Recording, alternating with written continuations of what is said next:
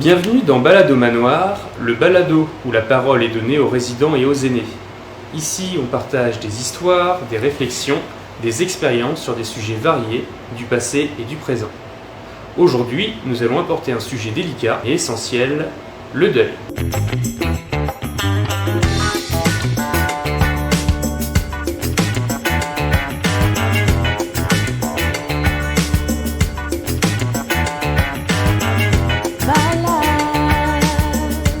C'est le balado manoir, balado manoir. C'est le balado manoir, balado manoir. C'est le balado manoir. Pour cela, nous recevons René Paquette, résident tout récemment arrivé au manoir Outremont, qui a accepté de partager avec nous son expérience personnelle, ses réflexions et ses espoirs pour l'avenir. Ensemble, nous parlerons du deuil, de la perte d'un être cher et de la façon dont on apprend peu à peu à vivre avec l'absence. Bonjour René, comment allez-vous ? Bonjour Florian, je vais bien. Parfait. Oui. Alors avant de commencer notre thème du jour, on va parler un petit peu du manoir. Qu'est-ce qui vous a amené ici, au manoir Outremont ? Je cherchais, je voulais quitter le condo que j'habitais avec ma douce. Et je cherchais, et j'ai cherché dans des RPA pour me libérer essentiellement des soucis de la propriété.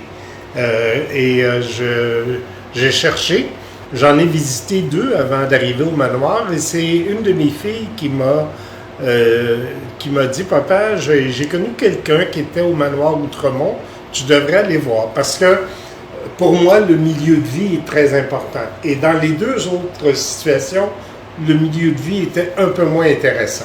En fait, dans un cas, beaucoup moins, puis dans l'autre, moins.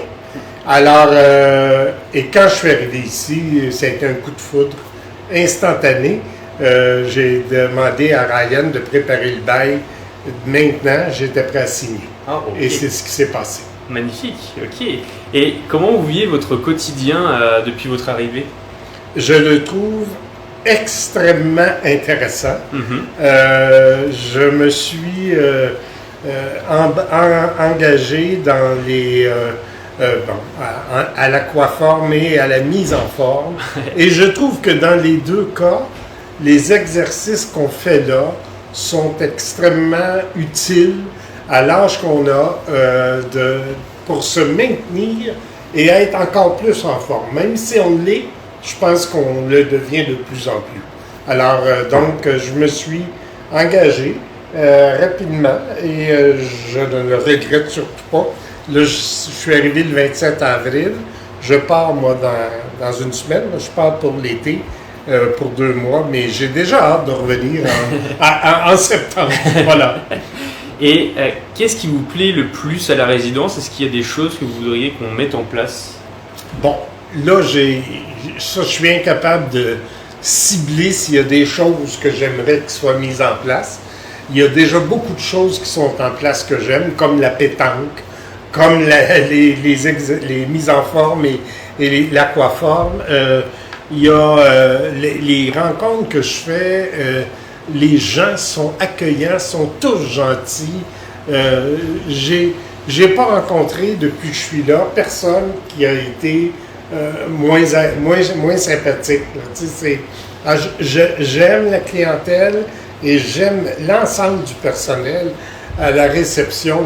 Toutes les personnes qui circulent à la réception sont toutes plus gentilles ou gentils le cas échéant les uns que les autres. Alors, on est privilégiés, voilà. Je suis content. Bon, c'est merveilleux, excellent. On va pouvoir passer donc sur notre sujet du jour, le deuil. Est-ce que vous pouvez nous parler un peu de votre parcours de vie, de votre épouse et de votre histoire ensemble ? Oui, avec grand plaisir. Alors, j'ai eu une relation avec ma douce qui a duré 52 ans. À l'époque, évidemment, quand on s'est connus, Doris et moi, c'était en 1972. Alors, à cette époque-là, les gens étaient plus...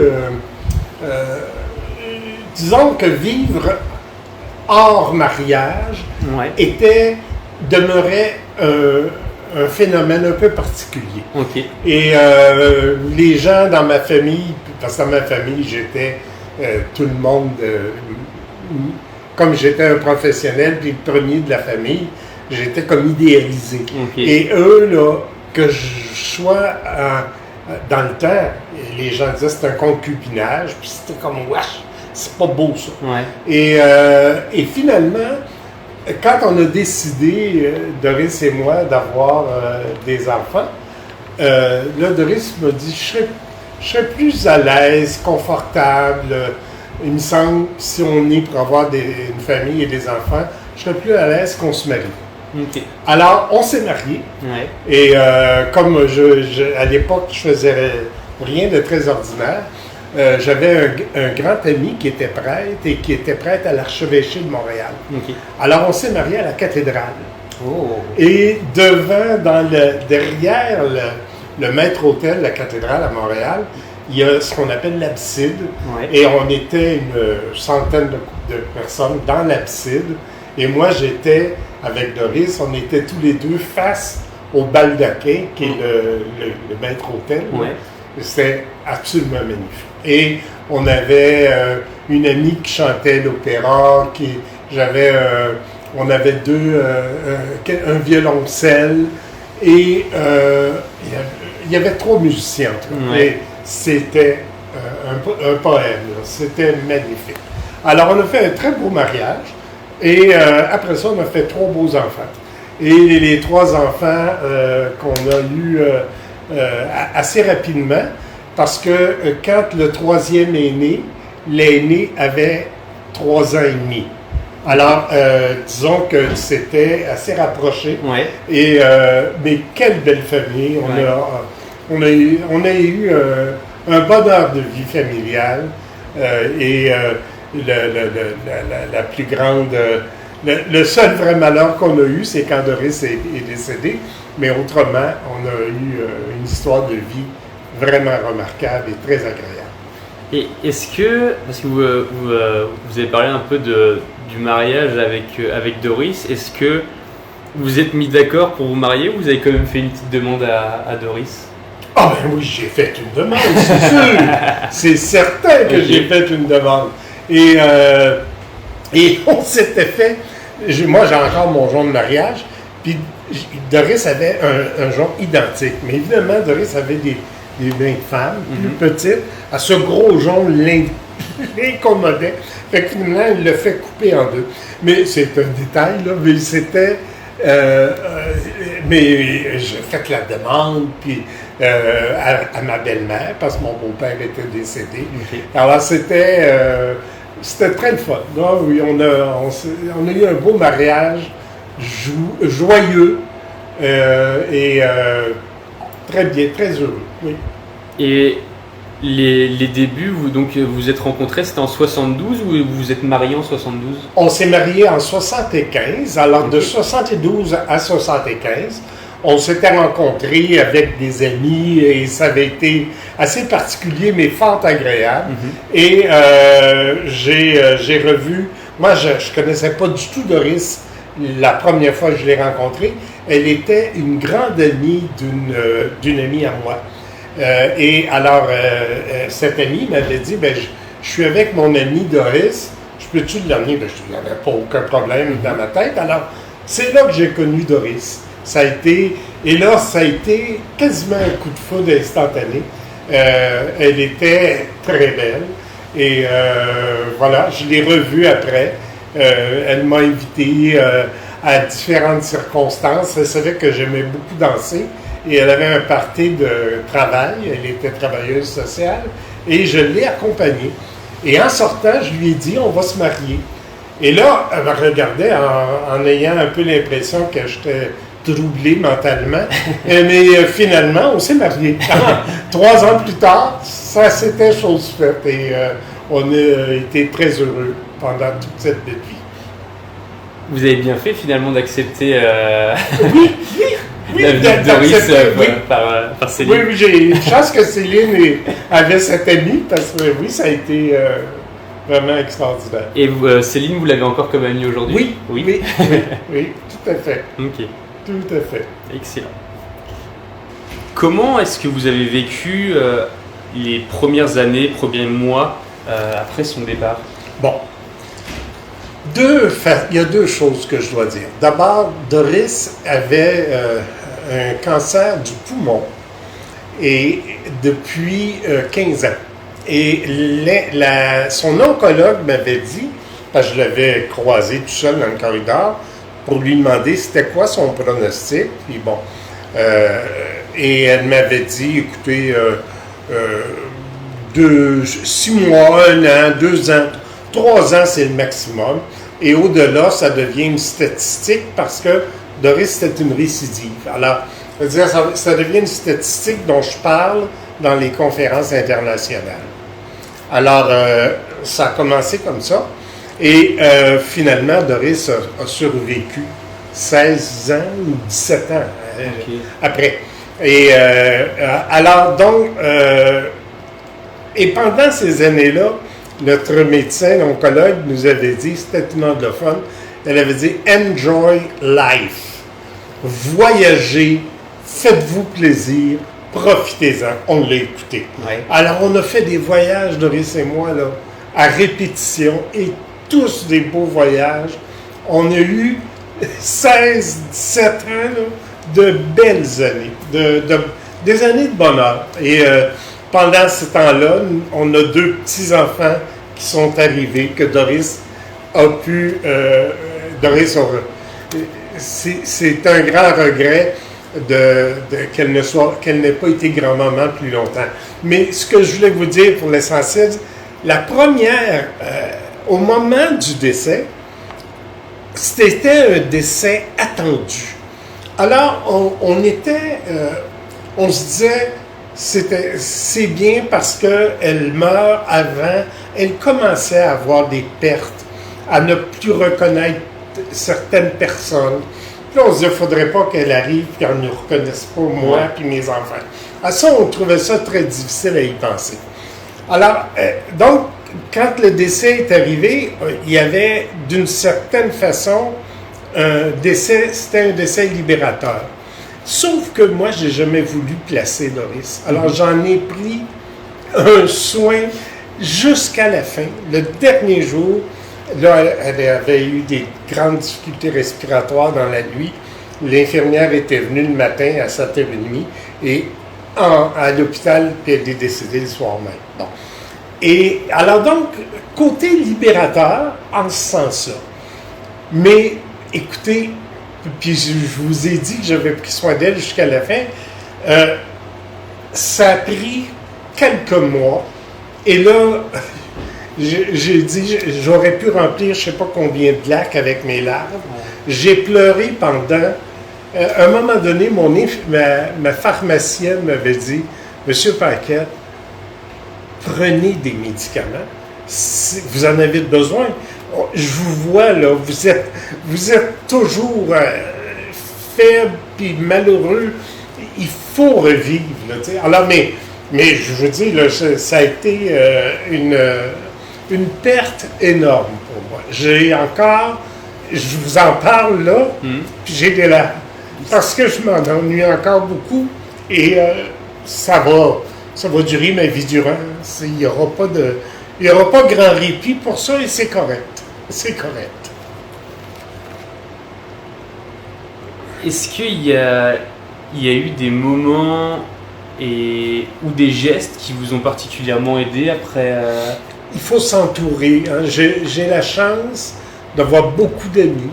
Alors, j'ai été entouré, mais tellement par mes amis. Là. Il y avait tellement de monde aux funérailles, au salon, toute la journée. C'était impressionnant.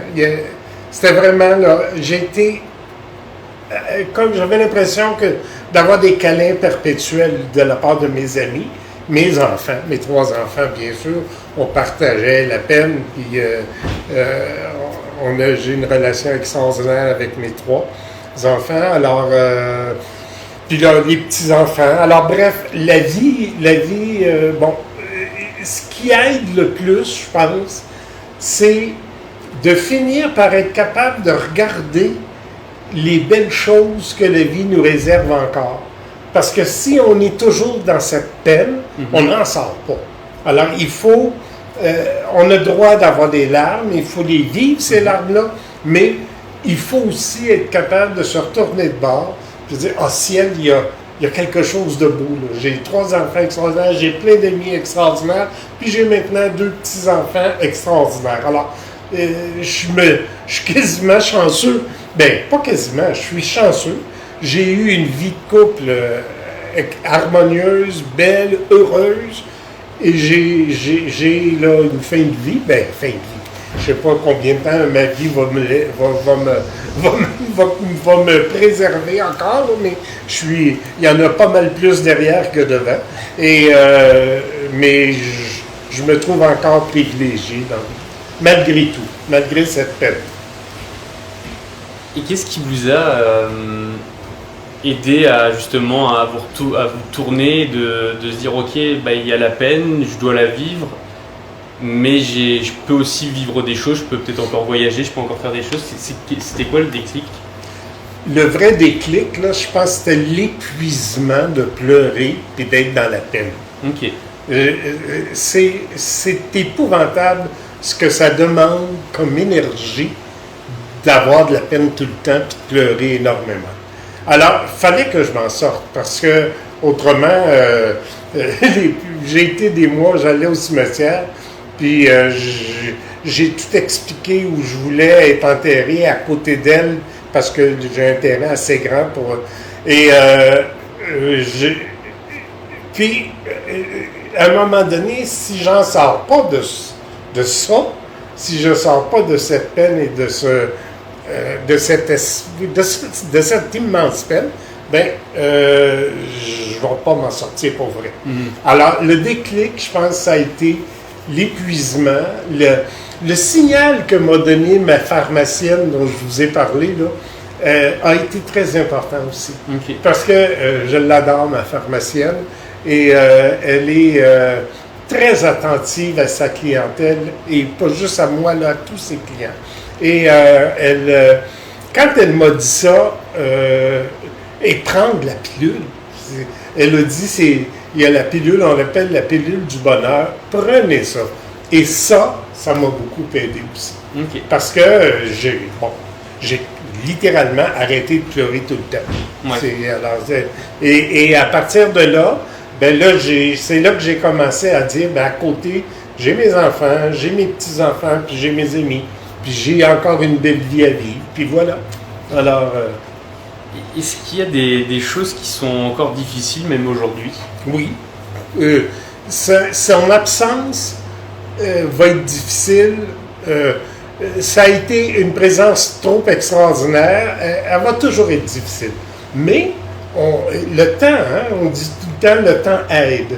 Le temps aide à passer à autre chose, puis à accepter, au fond, accepter cette réalité qu'à un moment donné, il y a une fin. Puis bon, ben voilà. Alors, le temps m'a beaucoup aidé et m'a aidé. Et voilà, je pense que... comment la question, tu l'avais dit? C'était qu'est-ce qui est le plus difficile, même aujourd'hui? Ouais. Ben, c'est ça.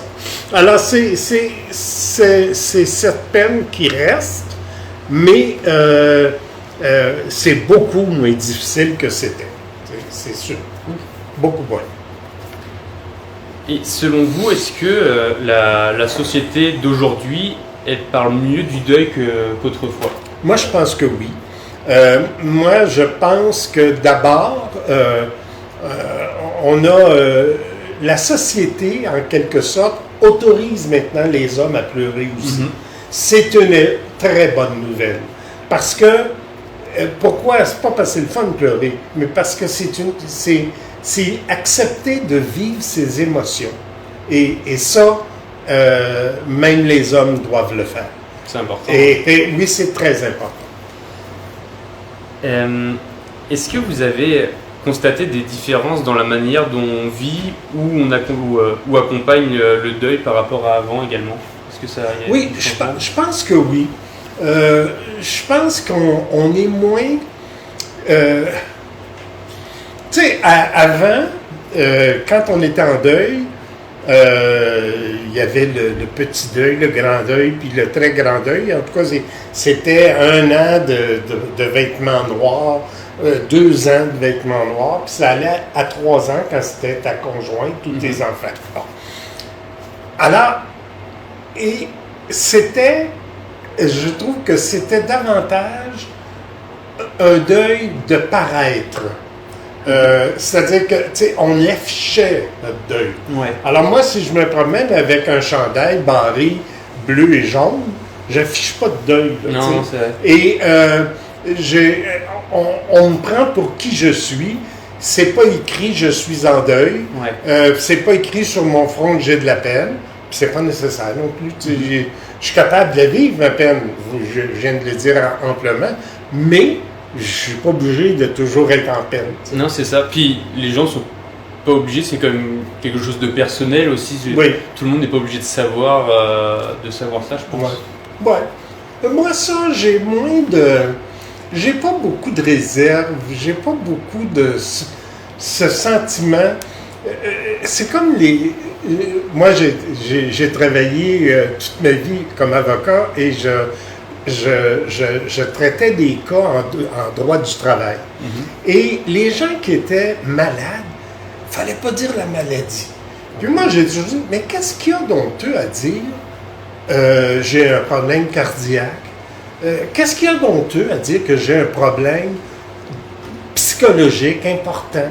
Mm-hmm. Je suis malheureux comme une tombe. Puis c'est pourquoi on doit cacher quelque chose que de toute façon tout le monde voit. Mm-hmm. Hein? Quand on est malade, ça se voit. Quand on est malheureux, ça se voit. Alors pourquoi ne pas dire ce que l'on vit, dire les choses?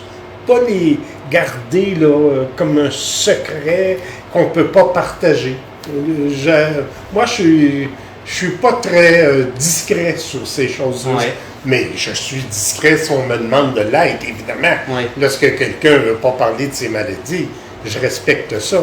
Mais j'essaie de le convaincre de changer d'idée parce que je trouve ça malheureux de vivre en secret des choses difficiles. OK. Très belle réponse. Pensez-vous qu'il y ait encore des tabous autour du deuil aujourd'hui? Je pense pas. Moi, je sens pas ça. En tout cas, il y en a peut-être, mais j'ai pas senti ça. OK. Non. OK. Est-ce que vous avez trouvé de nouvelles passions ou de nouveaux repères dans votre vie depuis? Oui, ici. Ouais. Voilà un bel exemple. Ici, je suis bien, j'aime l'endroit, j'aime tout ce qu'on fait, on nous occupe. Et j'imagine que toutes les personnes qui sont ici ont vécu des choses difficiles, je présume, là, peut-être. Ouais. Et on nous occupe, puis ça, c'est bon. Ouais, ça vous fait du bien. Ça fait du bien, oui. Et est-ce que le fait d'être venu ici, au manoir Outremont, pour vous, c'est un peu aussi comme une nouvelle étape un petit peu dans votre vie? Oui, et c'est une étape, et ça, c'est une des raisons pour lesquelles, là où j'étais, dans le condo où j'étais, on était magnifiquement bien. Et l'avantage d'où je suis maintenant, c'est que quand j'entrais dans mon condo, Doris était toujours assise au même endroit, sur un divan. Et là, elle se retournait et elle me faisait un sourire illuminé, puis un gros babaille parce que, évidemment, il y avait des gens qui venaient la garder pour me donner du répit, parce que c'était vraiment très exigeant. Alors, et ce sourire, puis cette illumination quand j'arrivais, je la voyais tout le temps, partout. Ouais. Je la vois encore ici, mais ici, elle n'a jamais vécu ici. Ouais, elle n'est jamais venue mettre les pieds dans cette demeure. Et ça m'aide. Ça m'aide beaucoup. OK. Et quel conseil donneriez-vous à quelqu'un qui traverse un deuil aujourd'hui? De parler, de s'entourer. S'il n'a pas la chance d'avoir des tonnes d'amis, d'essayer il faut parler, il faut s'entourer, il ne faut pas vivre ça seul. Pour moi, là, c'est un deuil difficile, il faut le partager. Et enfin, dernière question, qu'est-ce qui vous aide aujourd'hui à avancer? Bien, clairement, je dirais mes 2 petits-enfants, mes 3 enfants et ma belle-fille, Ouais. et tous mes amis. Ok, très bien, excellent. Merci beaucoup. Mais nous sommes à la fin de cet épisode de Balade au Manoir. Merci infiniment René pour votre confiance, votre sincérité et votre générosité dans ce partage. Votre témoignage nous rappelle l'importance d'écouter, d'accompagner et surtout d'oser parler de ce que l'on traverse. Si cet épisode vous a plu, n'hésitez pas à en parler autour de vous et à nous rejoindre pour les prochains balados. Chaque voix compte et mérite d'être entendue. À la semaine prochaine pour un nouvel épisode de Balade au Manoir.